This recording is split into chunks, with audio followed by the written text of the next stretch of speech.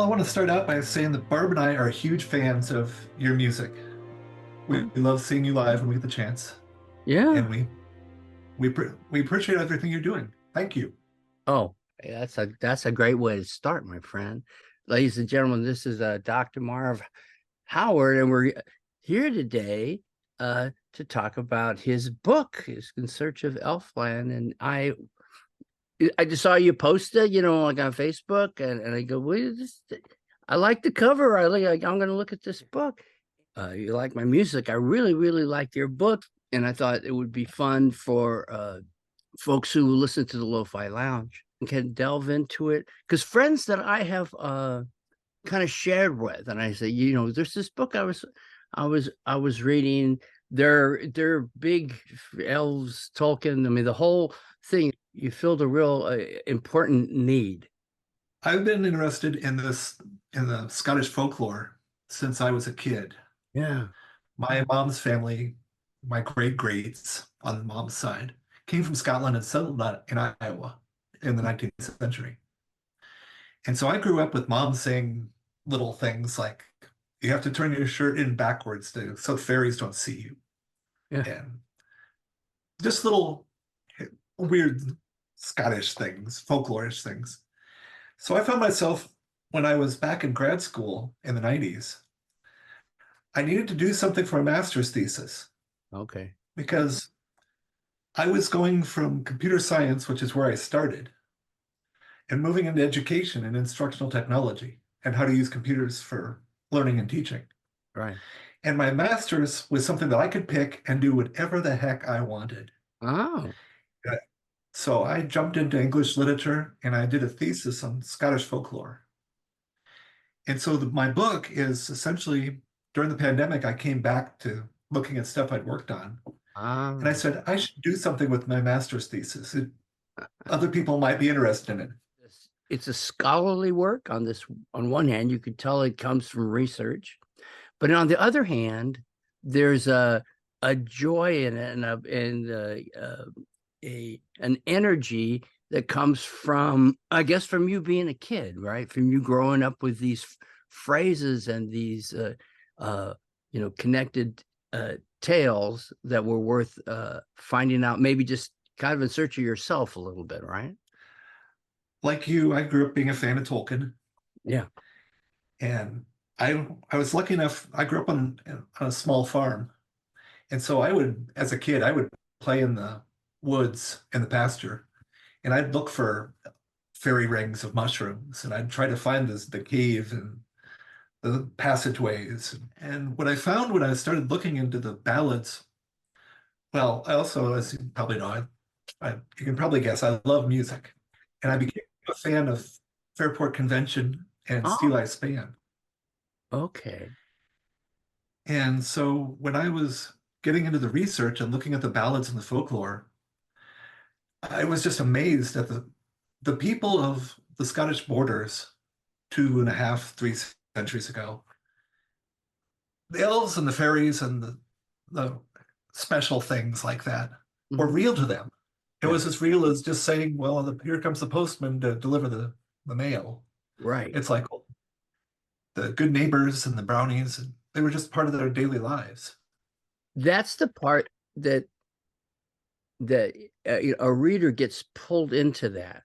As you do such a wonderful job at the front end, given the need for the reasons for that setting, and just the flux within these borderlands. The book starts off with uh about the history of that space and I think you call the vagaries of life, all the things that were that happened over these people that was beyond their control, that sets it makes it necessary to have some other resource, some other human or not human resource which to tap into. Well, my ancestors Yeah. were just they were caught in the middle Yeah. between England and the ruling families of Scotland, which all lived in the cities or into the north. Yeah. And so they just tried to live their lives. And I think we see that in modern times now with all the stuff happening around the world Sure. of just the regular folks who are just the powers that be are just walking over them, and they're just caught in the middle. What's so nice about it as a thesis is that you cover the wars of that era, the politics of that time, the religion of that time, and how all those things, each one of those factors may render these people more and more and more helpless. And yet they still lived, they still raised their families, they still planted their crops and milked their cows, Yeah, they lived their lives. exactly. So life goes on. Life goes on. Yeah. The powers that be again started to, they took away the promise of purgatory. Yes. They got into the spiritual, and they literally said, you can't have your good neighbors anymore. You can't have the redemption, the promise of recovering from the sins of your life if possible. Mm-hmm. And so they took that away from them. And then at the very end, when the the ballads and the folklore tales changed to reflect that, and people started seeing the elves and the fairies leaving. They saw, like Tolkien wrote about, they were going into the west. They just marched into the hill. They marched off to the west. They left and never came back. Yeah. It's almost like this special time and these special people had access had unique access to this underworld, and so it became commonplace for them. But as times changed and the influx of modern times, it takes away kind of our ability to see or our ability to sense that there's something other than ourselves. Yeah. And I like the fact that I started discovering that there were, well, we would call them scientists now, but they were uh, trying to do research. They were trying to find out what was going on. And one of them was a guy named Robert Kirk. He was a pastor in Aberfoyle, Scotland, and he was an educated person. And he was told, go see what's happening with this talk of elves and fairies and what Mm-hmm. have you. Okay. And he investigated and he came back and he wrote well, he didn't finish writing his notes before he disappeared. But what he put together later became collected as the Secret Commonwealth of Elves and Fairies and Fauns and such. In that work, he wrote that he talked to the elves and the fairies and he interviewed them. And he started to, well, as the story goes, he went up Dune Hill and outside of Aberfoyle and just never came back. Yeah. And the picture on the front cover of the book, of my book, Right. is Dune Hill outside of Aberfoyle. When Barb and I visited, we had to make sure we went and checked it out. Yeah. The Bermuda Triangle, Right. Scotland. People would go and get lost, or just the notion that people would get lost is for folks who are just kind of conceiving in the book. In the front part of it has this historical, religious, political through lines that sort of shows how people wrote about it at the time, and just shows that it was very commonplace, that this was a common belief. It wasn't treated as a myth. It was a reality. Right. And then as the book moves forward, you go through the different kinds of elves, from the good neighbors and trooping fairies, and then into the brownies. And then you use these tales as illustrations all the way through the book. So you start to learn about the different kinds of elves. It ends up being a kind of a darker and darker story as you get deeper into it. And that was intentional. When I found out, or when I ran into this fact that purgatory was, in my opinion, become synonymous with the middle way, the path to Elfland. In the ballad Thomas the Rhymer, the Queen of Fairy is taking Thomas off to Elfland for 7 years to be her lover. And she stops and says, there's the road that goes to heaven, and there's the road that goes to hell. And the middle way is the road that goes to Elfland. Yeah. And when I read that, well, that's purgatory. Yeah. And so then I started finding more stories about people humans who visited the elf lands and saw their neighbors who had died working in the fields in Elfland. Yeah.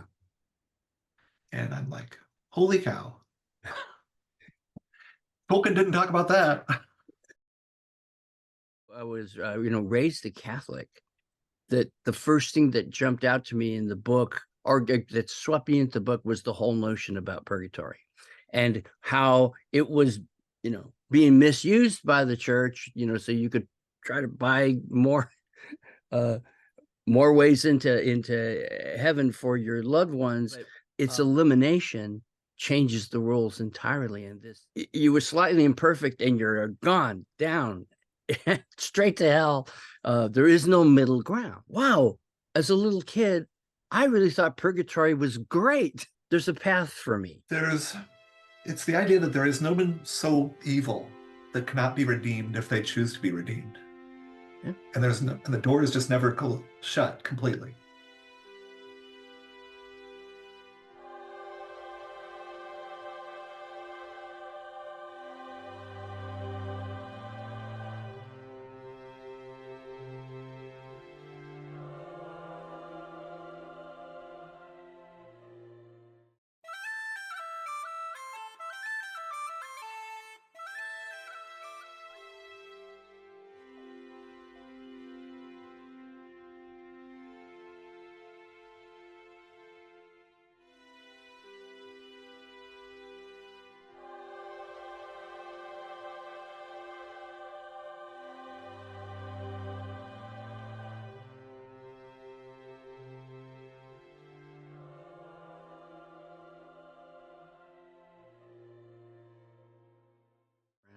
Ladies and gentlemen, this is Dr. Marv Howard, and we're here today to talk about his book.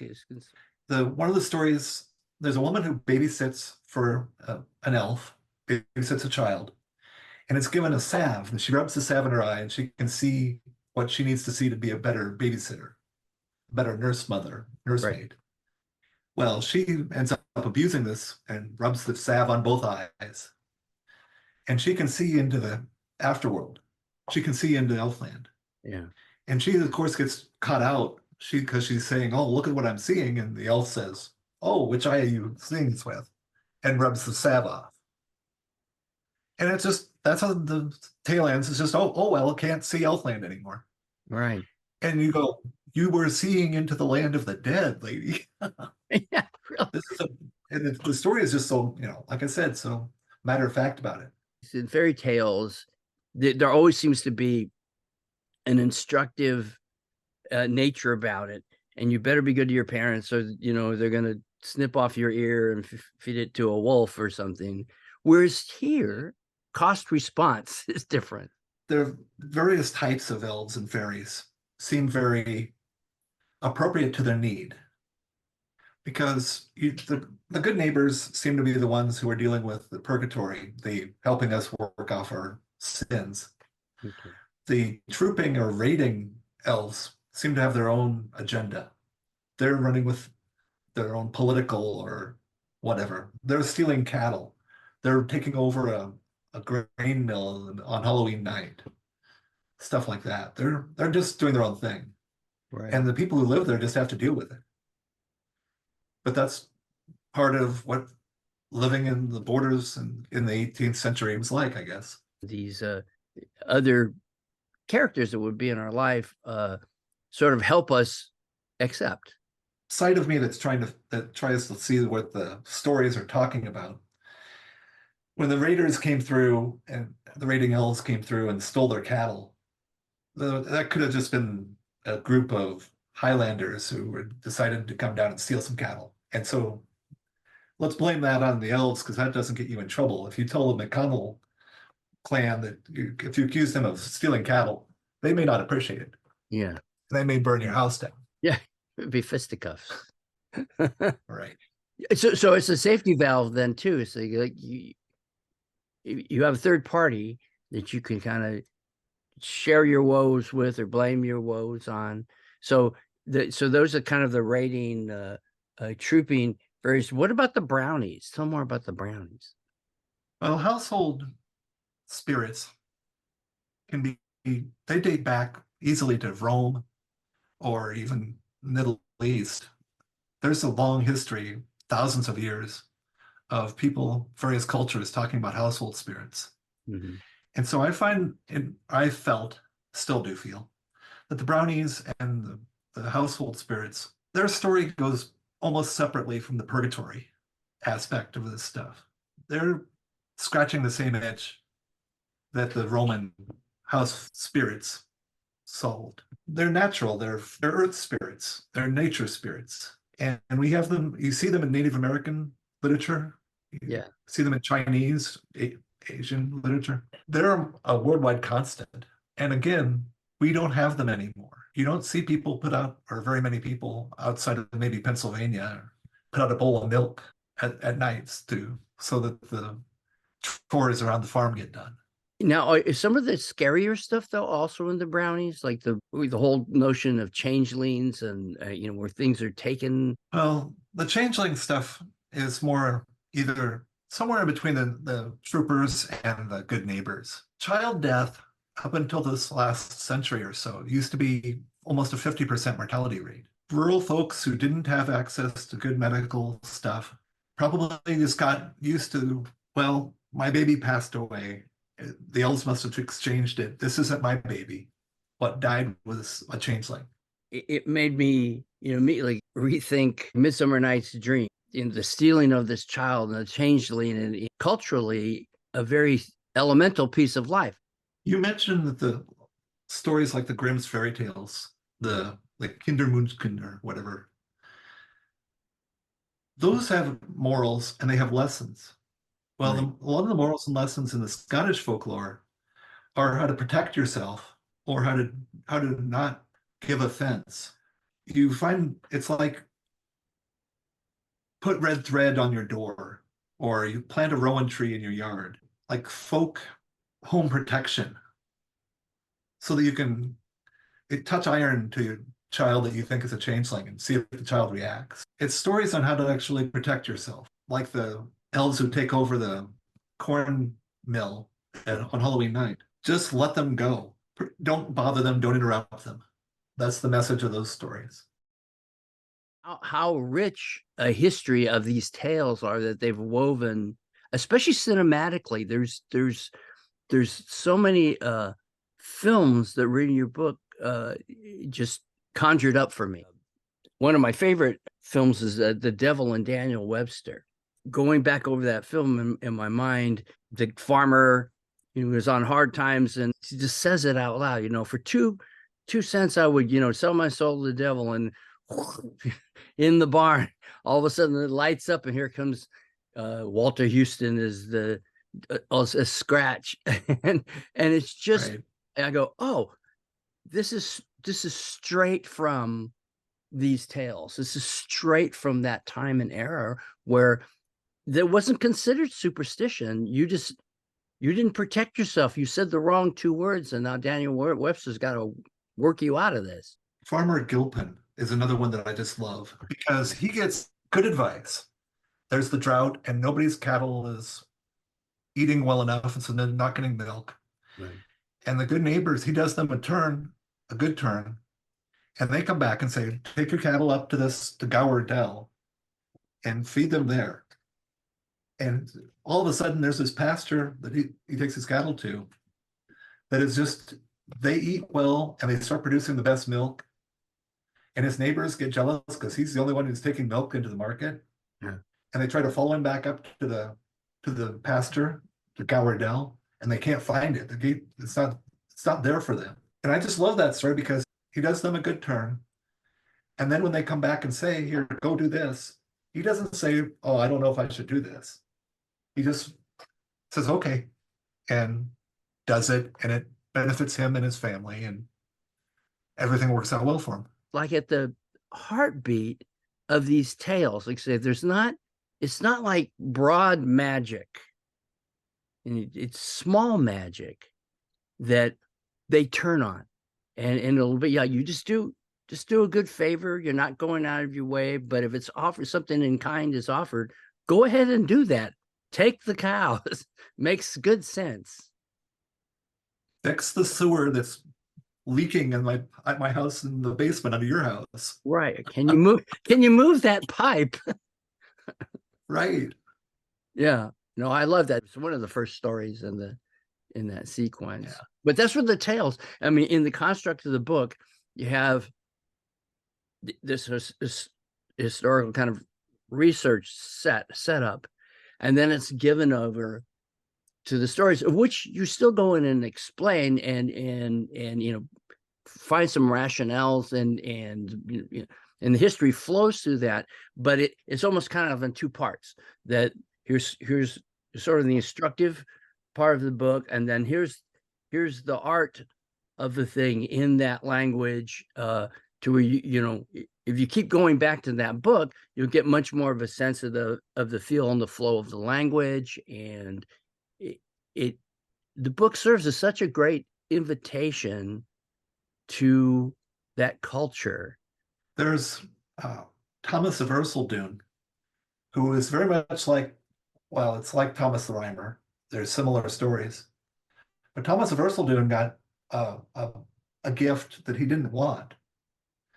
When he came back from 7 years in Elfland, he wasn't allowed to lie. He was cursed with the fact that he always had to tell the truth. And he actually is based on there was a historical Thomas of Ercildown, who was a local magistrate or judge 800 years ago, 700 years ago, who had that reputation. And then that's his backstory. And so his story, his ballad, is a case where a historical person, the ballad arose about them, as opposed to just a generic, there was a farmer in Gallion or Ayrshire, some generic person. And you can go to that part of Scotland, to the borders, and visit the castle, the home of Thomas of Ercildown, because people have preserved it, because he's famous. His curse of telling the truth made him essentially immortal in story.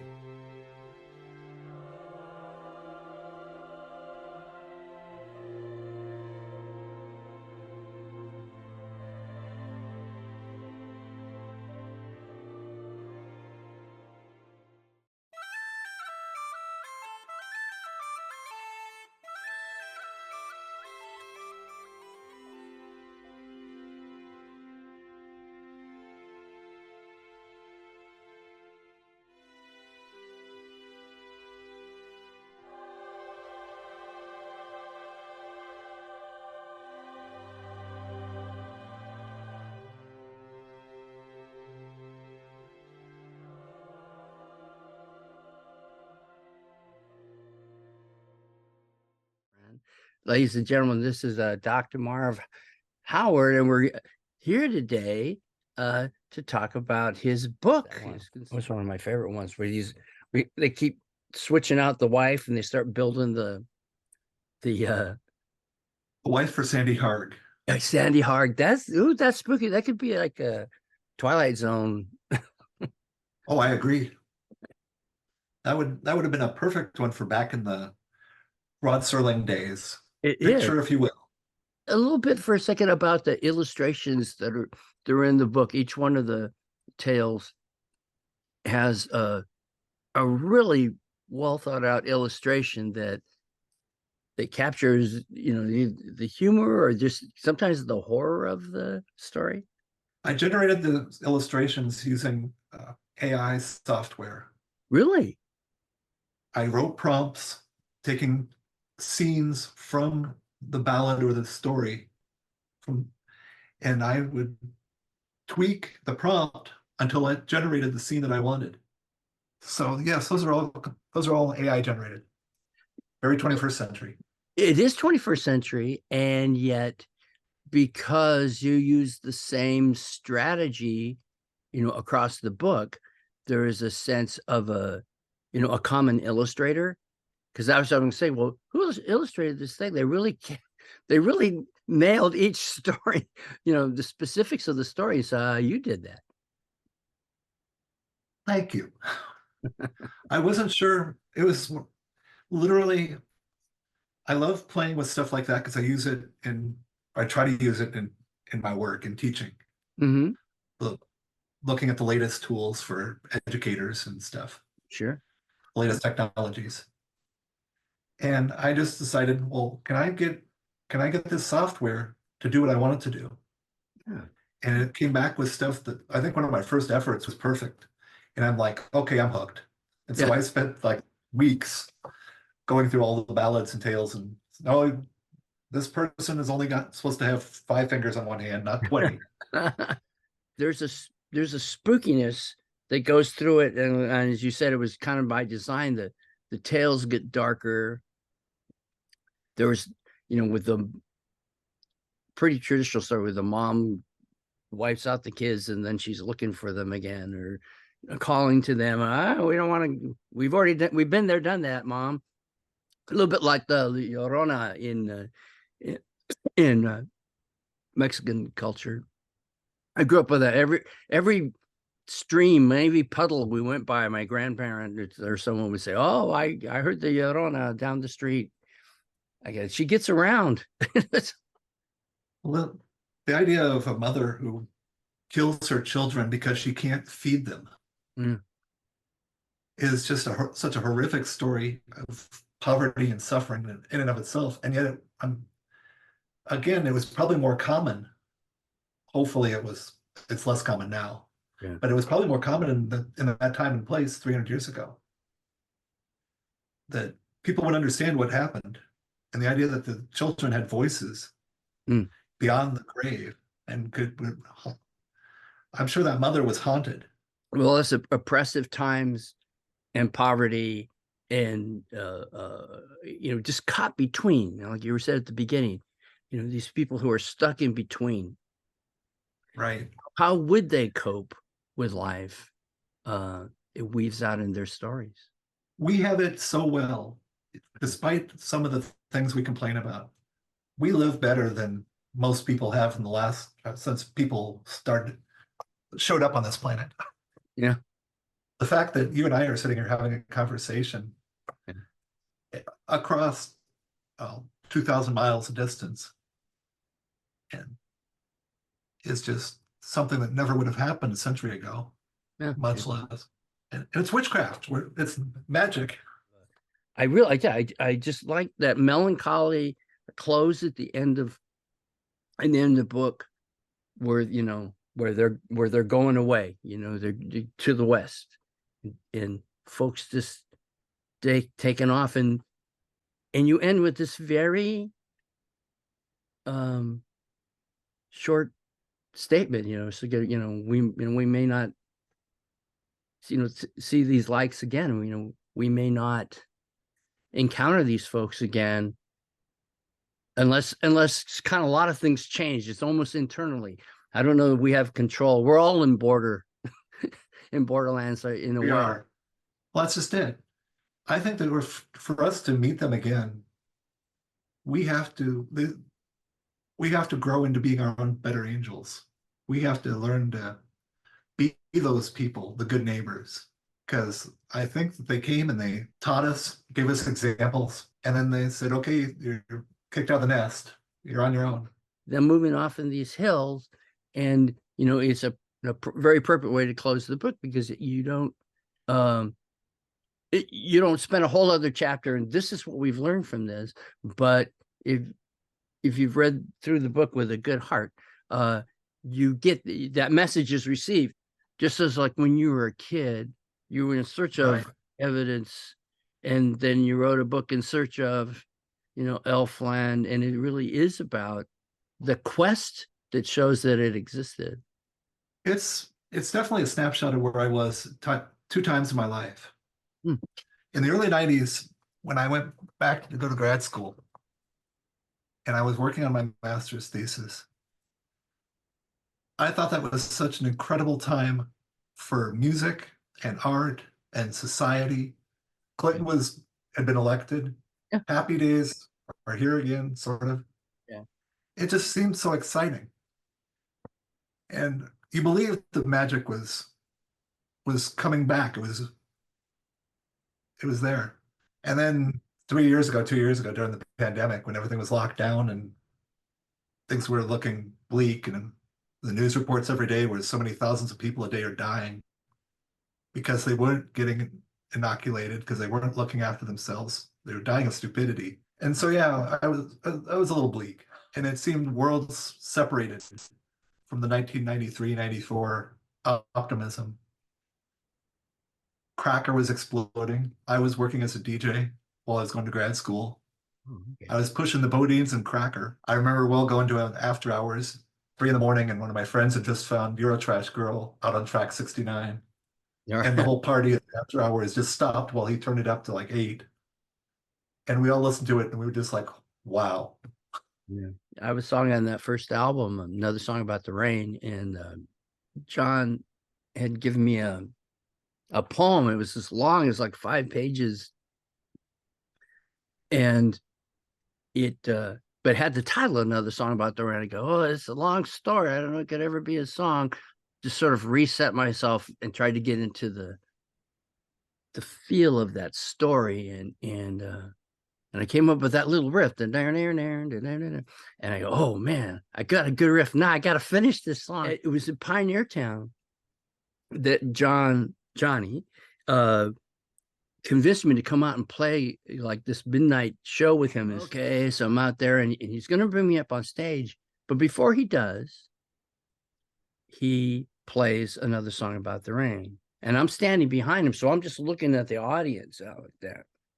And he did that. It was probably the nicest gesture. And we've known each other since 1978. But it's the nicest thing he could do for me. Because what he wanted me to see is how people loved that song. And they knew it word for word. And it was just kind of pouring over. And they're all singing this thing back. And he just wanted me to see that. It's like, Chris, you have this tremendous fan base that you know nothing about. And they only know your name. And now after that night, we were able to, see us perform, and it really reset, what I did with the Dangers from that time forward. And John was being a good neighbor. Is there anything else you want to say about Elfland? I think we got this, like the spirit of the book. I think we captured it. I've been putting together a list of about 10 to 12 of the ballads and trying to organize them into a story of one night of essentially an elf party. And I've been fooling around with GarageBand a little bit. Oh, good. And just trying to see if I can get them into an order and tell a story musically. It's a great idea. And it would be a great compliment to this book, because it sort of takes it to that next, it's you're being a good neighbor with your own book. My hope is if somebody decides they want to publish it, maybe I could do another collection. There are literally hundreds of Scottish ballads and folk tales. It begs for a volume 2. Thank you. It's been really fun talking about this stuff, and fun. This is the longest you and I have ever chatted. Hi. It's good to get to know you better. Dr. Marv Howard, we appreciate you being on the Lo-Fi Lounge. Well, thanks for having me, Chris.